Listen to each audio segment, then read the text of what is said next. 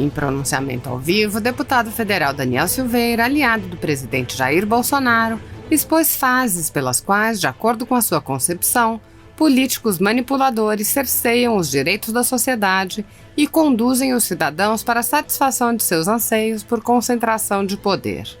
No ensejo, ele expôs como o presidente enfrenta infiltrados e joga estrategicamente, pensando no Brasil a longo prazo. O deputado principiou: os maiores pensadores do mundo falam sobre este plano. Olavo de Carvalho fala sobre o ataque socialista. A submissão social é a primeira etapa. Depois eles subjugam a sociedade, é a segunda etapa. Depois eles enfraquecem a sociedade, é a terceira etapa. Por último, eles mantêm um Estado totalmente totalitário, em que você estará de fato no socialismo puro, no comunismo de fato. Todo mundo igual, só que de uma maneira baixa. No ensejo, o parlamentar explanou: o presidente Jair Bolsonaro tem razão, ele é um estrategista. Ele está rodeado de algumas pessoas que não são do governo de fato, não protegem o presidente. Tem essas pessoas, mas ele sabe quem são. Ele joga, ele é um jogador. Quando você tiver qualquer dúvida, dá um crédito para o presidente. Ademais, ele acrescentou: a verdade é filha do tempo, como disse São Tomás de Aquino. Conhecereis a verdade e a verdade vos libertará. Não quero que você seja vítima de uma análise comportamental em massa. Alguns não têm coragem de analisar, conceituar, dar um diagnóstico preciso da população. Infelizmente, é a maior parcela, a qual é politizada por políticos para virar ferramenta política, conseguir votos, virar massa de manobra. Fiquem atentos e vocês vão perceber como a população é massa de manobra, é direcionada para onde eles querem que ela vá. Assista. Existe um plano globalista. Existe um plano globalista. Donald Trump fala sobre ele. Os maiores pensadores do mundo falaram sobre esse plano. Olavo de Carvalho fala sobre o ataque socialista. Eu sugiro a qualquer um que assiste que passe a estudar sobre a nova ordem mundial.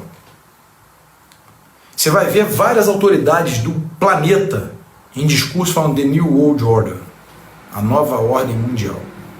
Você vai ver presidentes norte-americanos, The New World Order. Você vai ver em vários comentários, The New World Order. Eles vão fazer isso. A submissão social é a primeira etapa. Depois eles subjugam a sociedade. É a segunda etapa. Depois eles enfraquecem a sociedade. Terceira etapa. E por último, eles mantêm um Estado totalmente totalitário, onde você de fato vai estar no socialismo puro, no comunismo de fato. Todo mundo igual, só que numa lâmina baixa. Você pode acreditar ou não, mas você só tem que analisar. O presidente Bolsonaro tem razão. O presidente Bolsonaro tem razão. Ele sempre acerta. O presidente Bolsonaro, ele é estrategista nato. Ele está rodeado de algumas pessoas ali que realmente não são Bolsonaro, de fato, não são o governo, de fato, não são a persona do presidente, não protegem o presidente. Pelo contrário, às vezes, aquela facada que o maldito do Adélio deu nele foi aquela física que quase retirou sua vida, mas tem algumas pessoas que rodeiam o presidente e ficam ali dando facadas ali, né? O tempo todo. Tem essas pessoas. Mas ele sabe quem são essas pessoas. E o presidente joga, ele é um jogador. E ele não joga dama não, ele joga xadrez. Tá? Ele joga xadrez. Então, quando você tiver qualquer dúvida, dá um crédito ao presidente no que ele fala. Porque ele, tudo que tem falado, ele tem acertado. E a verdade, né, eu sempre cito aqui, né, São Tomás de Aquino, a verdade é a filha do tempo, né? Veritas filia temporis. E o presidente, ele vai exatamente nessa esteira. Nesse diapasão ele nos mostra, a verdade ela vai prevalecer. E prevalece. Ele sempre fala, João 8,32, né? E conhecereis a verdade e a verdade vos libertará. Ele falou isso centenas de vezes em vários pronunciamentos. E conhecereis a verdade e a verdade vos libertará. Desculpem aqui se eu estou sendo um pouco invasivo e demorando a concatenar as ideias, mas eu quero tentar explicar ao máximo para que você não seja vítima de uma análise comportamental em massa. O ser humano ele só perde porque o ser humano ele é levado pela multidão. Infelizmente. Né? Nietzsche falava isso. Né? Falava que a sociedade se divide em duas parcelas. A parcela que toma atitudes baseadas em atitude de outros e a parcela que toma atitudes baseadas em seu conceito. Esses aqui, que tomam as atitudes baseadas em seu conceito analítico, são as pessoas dominantes, são os fortes. Os fracos precisam de alguém que já tenha um conceito pré-definido ou um conceito definido para que eles possam seguir, porque eles não têm coragem de analisar, eles não têm a coragem de conceituar, de dar um diagnóstico preciso de uma situação. Eles não têm essa capacidade. E infelizmente essa parcela é a maior parcela. E é essa parcela que é politizada por políticos para virar ferramenta política, para conseguir voto, para conseguir de fato colocar massa de manobra. Fica atento nisso aí, fica atento nisso aí. Vocês vão perceber muito como que a população ela é uma massa de manobra. É direcionada para onde eles querem que você vá. Enquanto você não tiver um insight de inteligência, você vai ficar refém da própria ignorância. Conhecimento não ocupa espaço. Tá? Ele não ocupa espaço. Se você vai deitar, pesquisa. Não fica o tempo todo na internet como... Vocês me veem aqui na internet, por exemplo, fazendo isso aqui como um entretenimento, né, brincando. Certa vez e outra, na verdade, eu vou e faço uma postagem, às vezes treinando, às vezes uma brincadeira, qualquer coisa, mas eu não uso para isso, eu uso mais para política mesmo. Eu tento, de qualquer maneira, mostrar um pensamento para as pessoas. Então eu sugiro a vocês, né, quando vocês forem deitar, pega 5 minutos do seu tempo, 10 minutos, pega um livro, vai ler. Não vai te fazer mal, garanto. Pô, tô cansado, vai no banheiro, vai fazer a tua necessidade fisiológica, sentou no vaso mesmo, dá uma lida, não custa nada. São coisas que vão enriquecer tanto o teu portfólio intelectual que você nem vai perceber. E quando você for debater, você falar, não, eu sei isso aí, você está equivocado. É muito legal. Vocês não têm ideia. É muito legal. Olha, desculpem aí se eu demorei na live, mas é porque eu queria passar para vocês. Não permitam que ditadores de bosta, estrumes, na verdade, tem o bosta e tem o estrume, né? O bosta eu acho que era do Rio e o estrume é o de São Paulo. Não permitam que esses ditadores, esses reais fascistas, né? Que o fascismo é isso, né? Um Estado que detém tudo e tudo tem que estar dentro do Estado, todas as decisões, tudo. Isso é o fascismo, que nem Mussolini saberia definir o que é o fascismo, né? Que foi ele que criou, né? Na verdade, o regime fascista, mas que não adotou o termo, ele não saberia explicar.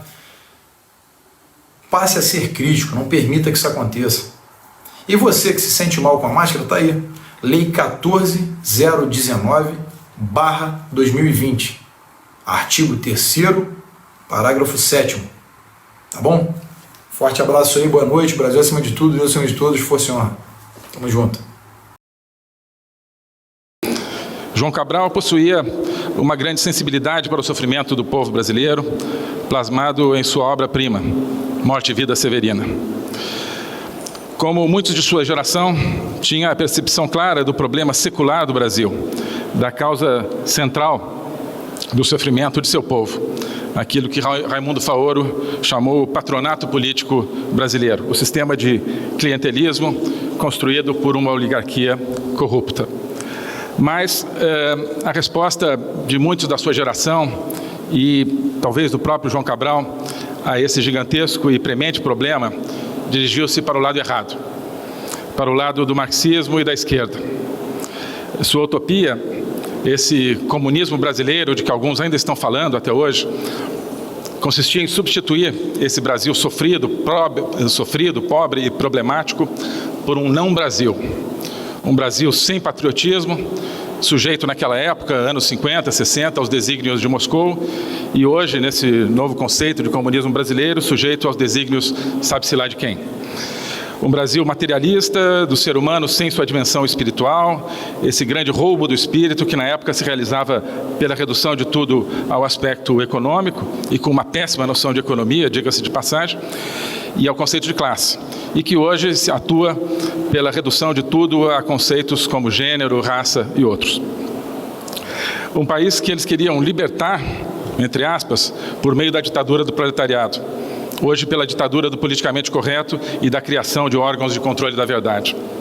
Um Brasil que queriam submeter, como o resto do mundo, à sua dialética, que, como sabemos, não é a dialética dos diálogos platônicos, da busca pela verdade que cada um traz guardada dentro de si, mas a dialética no sentido da relativização da verdade, onde a verdade é tudo aquilo que serve ao poder do partido. E, pior de tudo, a utopia de um Brasil sem Deus, de um povo brasileiro arrancado aos braços de sua fé cristã. Como dizia Dostoiévski, um povo sem Deus não merece o nome de povo. E era justamente isso que os comunistas de todas as épocas queriam e querem: destruir o povo em sua organicidade viva e sentimental e transformá-lo em uma massa. Foi assim na Revolução Soviética, que destruiu a velha Rússia de Dostoiévski, e assim querem fazer hoje. Por exemplo, aqui tão perto de nós, no Chile, destruindo igrejas e imagens. E assim querem fazer no Brasil. Com o agravante perverso de que, no caso, tentaram destruir a fé cristã, não apenas fora, mas também de dentro.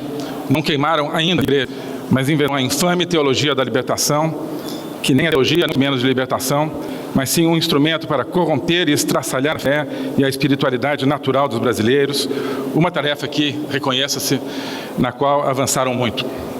Então, os diferentes marxismos e esquerdismos tentaram enfrentar o tradicional poder oligárquico corrupto brasileiro, mas não porque amassem o povo brasileiro, sofrido e oprimido. Ao contrário, sim porque adoravam e ansiavam pelo poder que as oligarquias detinham.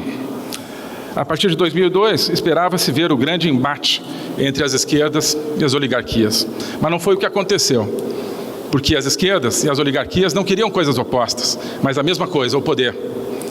Deu-se então o grande amálgama entre a ideologia esquerdista e o patronato político brasileiro, o que produziu esse grande paroxismo, essa grande orgia de corrupção.